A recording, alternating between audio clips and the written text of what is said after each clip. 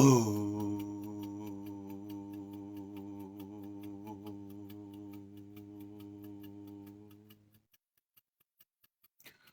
O Brahman, O the limitless, O the boundless, O the sense of self-awareness, O the pure consciousness.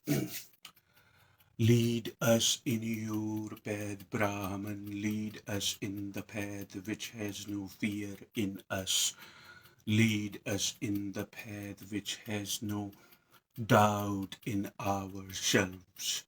Have you heard of the great mystic? Have you heard of the great mystic of all times? Not only the time in past, because there is no past. Not only the time of the future or the present, but have you heard of a great mystic of all times? His name was Jiddu Krishnamurti. Yesterday I posted a post and I quoted his wisdom. I shared his wisdom in my post because he deserves to be shared. You know by now what a mystic is. I personally practice mysticism too. A mystic loves to find out life personally through her own experience or his experience, not by the knowledge that one has gathered or handed over information or the books you see or the literature. A mystic does not find the experience of life through a second-hand information.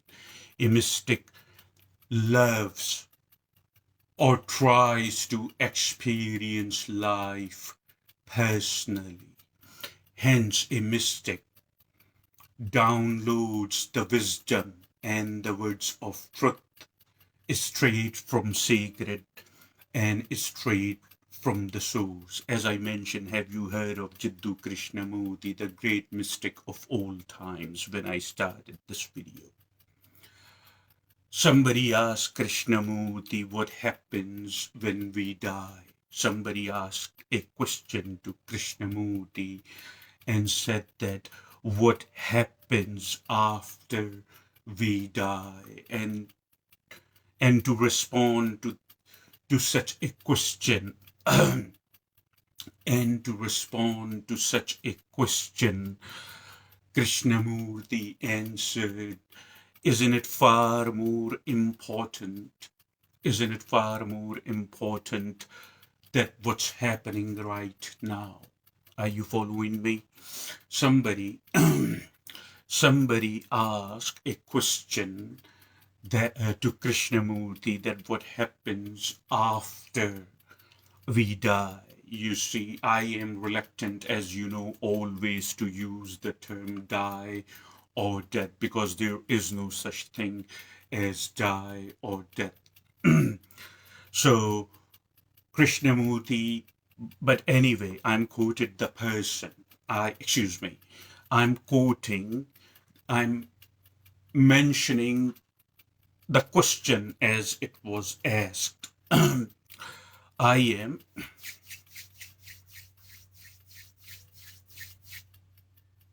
am mentioning the question as it was asked to Krishnamurti, that what happens after we die.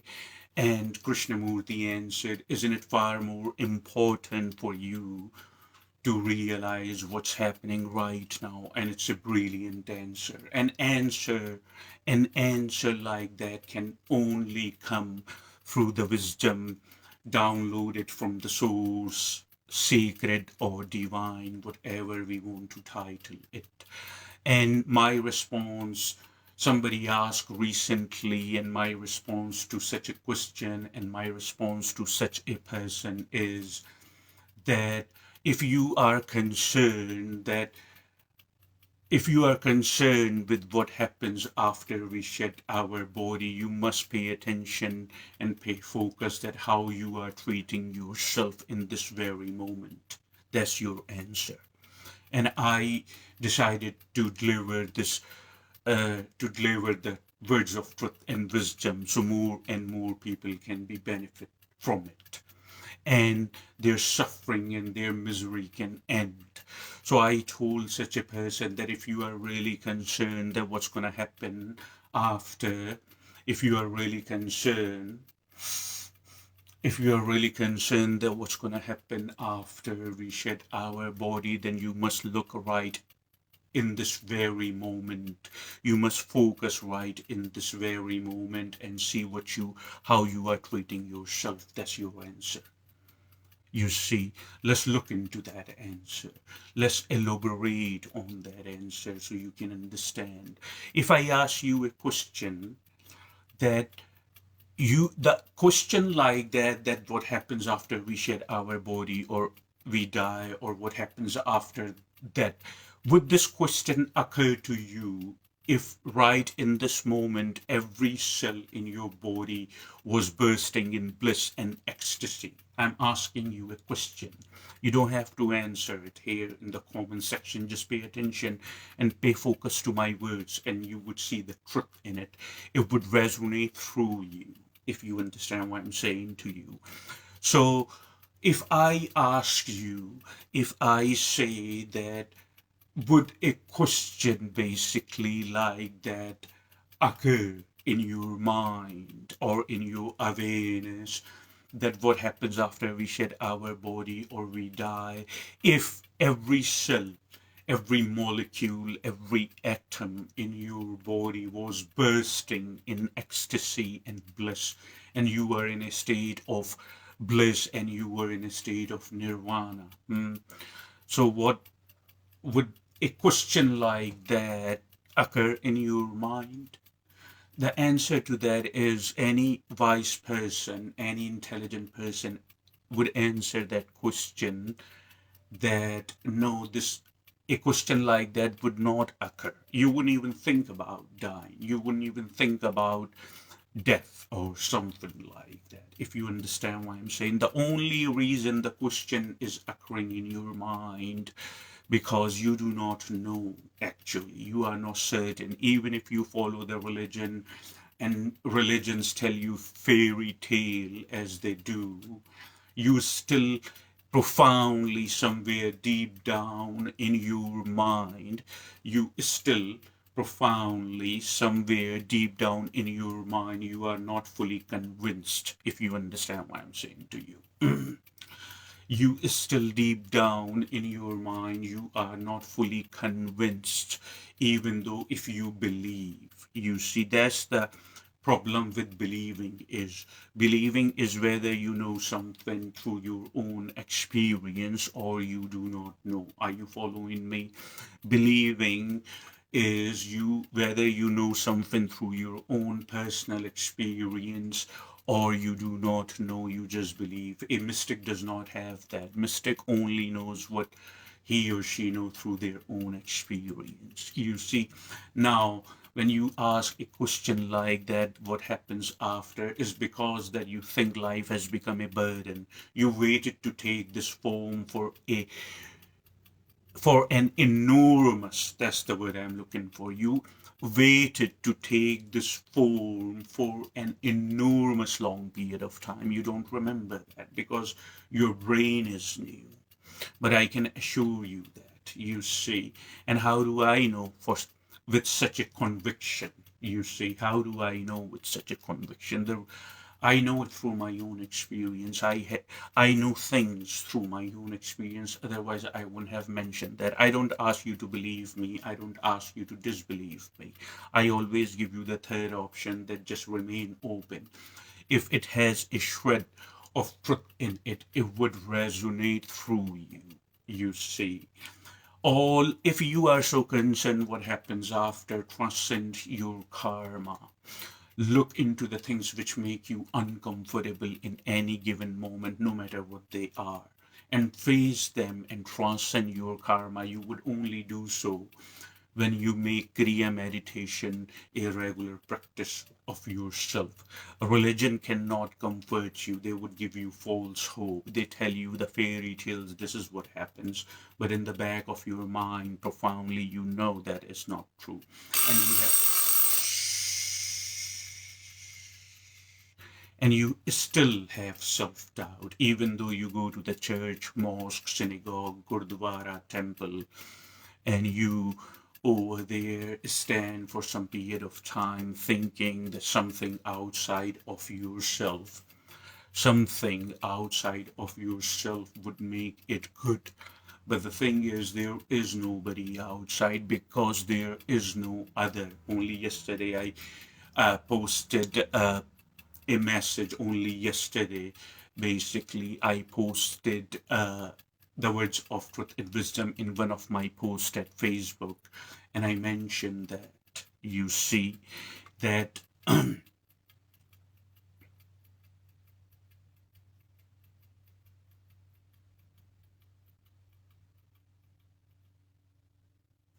that you know things through only your own experience. Anyway, so as I have answered, you see, and I have told you that you do not know it through your own experience, so there is self-doubt in you because you are not fully convinced what religion tell you, the fairy tale, and you still go around and ask the question what happens, like you have a false hope in you because life has become a burden now. Isn't it true what I'm saying to you? Don't you feel like that?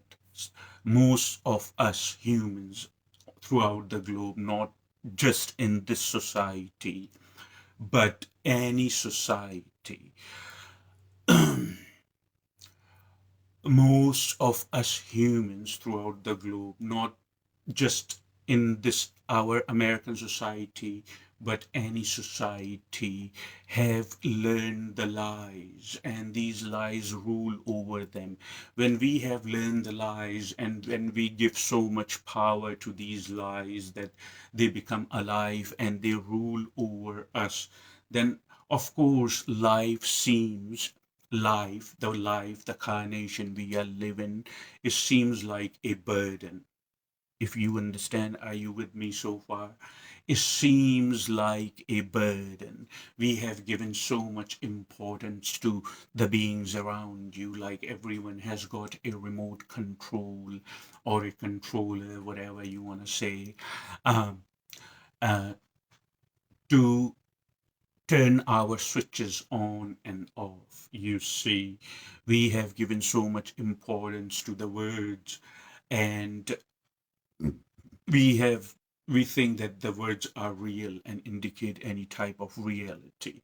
Only recently I was scrolling through my news feed on social media, trying to find some good words so I can pass it on, and I saw one person status basically. I saw one person status basically, and this poor person is going through quite a bit of mental chaos, and my heart goes out to them, and my well wishes to them. But heart goes out, and well wishes can only do so much. If we are, they are basically in the under the spell of words because they think and they feel they are foolish. They think and they feel they would respond to somebody foolishly and stupid and all that. You see, remember something, your thought cannot tell you what you are, others cannot tell you what you are. You need to experience it personally. As for the words, basically, that I feel so stupid or I feel so foolish and I am so foolish and stuffs like that, it has no meanings in ultimate reality. If you, first of all, you have given so much importance to something which is abstract, which does not even is not even in the nature. And then through the power that the words are ruling over you, the power is coming from you, basically. Words do not have no meanings in reality. reality. You go to a riverbank, you see, you go to a riverbank in the morning and you yell at the river. Have you ever gone to a riverbank in the morning? You go to a riverbank in the morning and you look at the river and you yell at the river, "Hey, river, do you know that you are a river?" You see, you yell to the river that, "River, do you know you are a river?" And let me know the answer. Whatever the answer river gives you, let me know the answer. You go to a horse, you stand by a horse, you pet the horse head, and you yell right in front of the horse very loud, and you say, "Hey horse, do you know you are a horse?" Also let me know the answer you get from the horse. You go to a chair, you go to a tree, it goes to just about anything and everything that you perceive.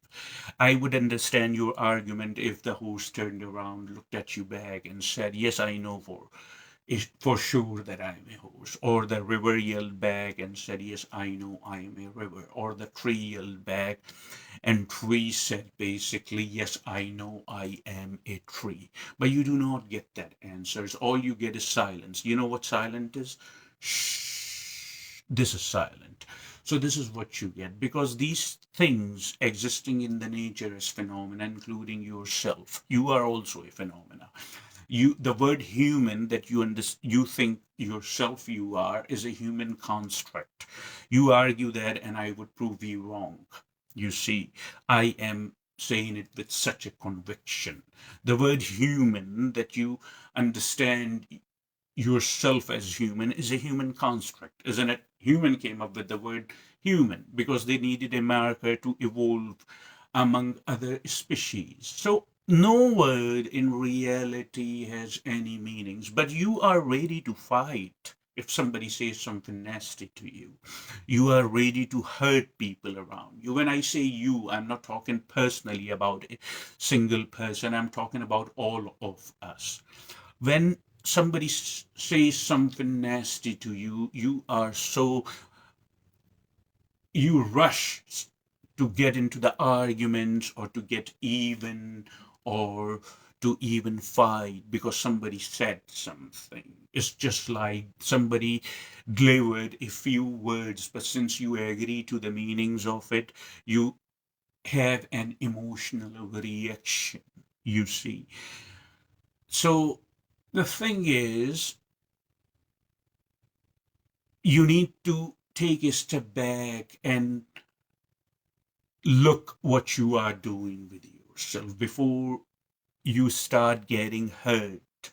You see, just because somebody has said something to you, just because you have been told something numerous years of your life. You see, as I give you the example, the people who are responsible to bring me in this world, they told me I'm a male, female, human, I follow a certain religion, and I didn't believe any of it, even though I was told for numerous years. I didn't believe. And when I experience life personally, I feel myself very light, at peace all the time. Somebody tells me something nasty that this is what you are. I don't believe that. If I don't believe that, I do not take that emotional poison from that person. You would only react emotionally to something when you think it has any meanings, if you understand. Otherwise, you wouldn't have no emotional reaction. Words are a spell that humans have learned to cast on each other very thoughtlessly. And the spell would only affect on you when you believe in it. You see, I'm making it as clear. I'm making it as clear as humanly possible for you to understand. I don't think if I can make it any more simpler for you to understand. But what is my intention behind it? Why I am delivering the words of truth and wisdom? Why I am doing that? So your suffering ends, because when you hurt, when you suffer, I'm your angel undercover. I'm the comforter, basically. But I do not give you false hope. I tell you that help is only help is only very close if you just learn in the present moment and see how you feel. And if you do not like what you feel, then audit you, excuse me, yeah, audit yourself and then edit yourself even. You see, if you do not like how you feel, what you feel, if the words have taken charge, if the words are executing you all the time, if the words are passing judgments in you, if the words are abusing you, if the thoughts are doing all that, then it's time that you look at yourself in this very present moment and see what can I do to change this picture. You see, no Muhammad, no Jesus or Buddha or anybody is coming personally down to provide you aid. You see, to help you. Nobody's coming down for you. You see, you have to do it by yourself. These people have showed you a way. If you understand what I'm saying to you, these people have showed you a way in a particular moment in time that, hey, if it works for me, it very well can work for you. Jesus Christ, Buddha, Lord Krishna, their wisdom. Jesus Christ, Buddha, Lord Krishna, their wisdom and many other names, their wisdom was unbelievable, and they shared this wisdom for a reason so you would stop suffering. But instead of basically paying attention to the wisdom, what they said, what they told you to do, some practical, you just idealize these people and you start worshiping them. Start worshiping something outside of you, no matter who that is not going to change the experience of your life. If you have to change the experience of your life, you have to change the experience of your life from within, because the experience of life is being generated from within. If you understand what I'm saying to you or no. So this is your answer. No words have in reality any meanings. You see, no person can tell you what you are. No thought within you even can tell you what you are. If you need to understand what you are really, understand words have zero meanings. They're abstract. Understand that nobody can tell you what you are and how you should be doing and how good or bad you are doing with your life. You have heard of John Lennon. Lennon was a very wise man. You see, Lennon was a very wise man. And Lennon said that nobody can tell you what you are, nobody can tell you who you are. You are what you are. You see, this statement is brilliant. It does not encompass any arrogance, but if you look a little profoundly and if you focus what he said, you would realize he's saying, know the life personally. If you understand, he's saying know the life personally, but not by somebody who's telling you this is what you are. When you know the life personally, you live in ecstasy every moment. And when you live in ecstasy, now watch this where this is going. Pay attention where this is going. Pay attention.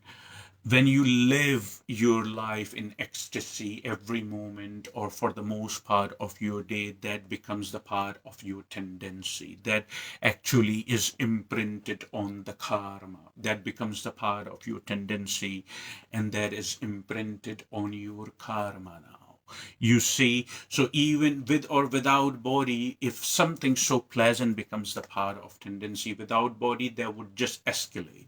You see, because now the discriminatory or the reasoning aspect of our body is gone. You see, so if you feel pleasant for the most part of the day, if you are not hurting, if you are feeling pleasant, if you are feeling ecstatic, if you are feeling happy, that would become the part of your tendency. You see, when it becomes the part of your tendency, even though when we leave or shed the body, it would just escalate. So this is how we would create heaven. Heaven is not a physical place where you are somewhere right now and you would go somewhere. Heaven is the state of your being, that how much pleased, how much happy you feel. But if you are hurting within, if you think that words have any meanings, which I have proved they have no meanings, you see, you say this is yes, I say this is yes, I become yes. You see, that's the only um, meaning words have. We both agree to something, a name, and I become yes. But as the great mystic of all times, Jiddu Krishnamurti, said, word is not dead. Mr. Smith is not really Mr. Smith. Rita is not really Rita. Rupa is not really Rupa. You see, Xavier is not really Xavier. Yes, basically, is not really yes. Krishnamurti is not really Krishnamurti. You say this is yes, I say this is yes, I become yes. You see, we just we agree to the meanings. And when we agree to the meanings, there is a certain level of, there is a certain, what the word I'm looking for, there is a certain level of faith. Exactly, that's the right word. There is a certain level of faith goes in the word become alive. Truth of the matter is, you are not stupid. Truth of the matter is, you are not foolish. You are not smart or intelligent and all that. You are just a piece of life. Just work on yourself instead of worrying what others are thinking about me. And as far as your image is concerned, excuse me, yeah, just worry about that. As far as your image is concerned, image is a as Dr. Deepak Chopra says that ego or image basically is a socially induced hallucination. I love that, by the way. That's a beautiful uh, summary of image or um, ego. You see, as far as image or ego is concerned, Dr. Deepak Chopra says image or ego is just a socially induced hallucination. It's a hallucination. Believe me, I can see that way. There is no such thing as image. What are you going to do with your image? What am I going to do with my image when I shed this body? When I leave the body, what am I going to do with the image people had? What people made the image about, it is already left on the planet. Now I am going to progress by my tendencies, the very tendencies that in this moment in time we are trying to make pleasant. We are trying to make those tendencies good as the part of our tendencies. So when we shed the body, we don't even have to worry that what would happen. It's automatic. It would be pleasant, happiness, bliss, whatever you want to say, because it would escalate. But on the other hand, if you are hurting, unfortunately, and you are thinking words have any meanings, or other people, or your image in the society, and you would feel embarrassed, then unfortunately you would suffer time to time through your own psychology, through your own concepts, through your own ideas, through everything that you have learned. So audit yourself. Look, what am I doing in any given moment? How contented, how fulfilled I feel in any given moment. You see, and if you don't like what you feel, then do practical, do Kriya meditation. I delivered all this speech for last half an hour and brought clarity in your perception, because this is what I signed up for and this is what I do. You understand that all this truth, all these words, excuse me, all these words of truth and wisdom that I just delivered you for last half an hour, I never had a single thought in my mind. Not a single thought. I do not use my intellect until unless I have to. So when you become devoted, when you take charge of your life, and when you don't let anyone tell you what you are, you see, you become like this. You have so much clarity in your mind, you have so much clarity in your perception, that you feel lighter than a feather. Are you following what I'm saying to you? When you have so much clarity in your perception, you feel lighter than a feather. That's how I live, you see, lighter than a feather. And believe me, it's very pleasant. It brings happiness in my life. So do some practical, do some Kriya meditation. Look at what you are doing. Challenge everything what you have believed throughout. Just because you have believed it for numerous years, it doesn't make it true. There are so many things. So ponder on what I said. Use my voice as meditation. Close your eyes, put the headphones on, and listen to this retreat again. If you have any confusions, you write me and I'll clarify. You see, let's do some meditation.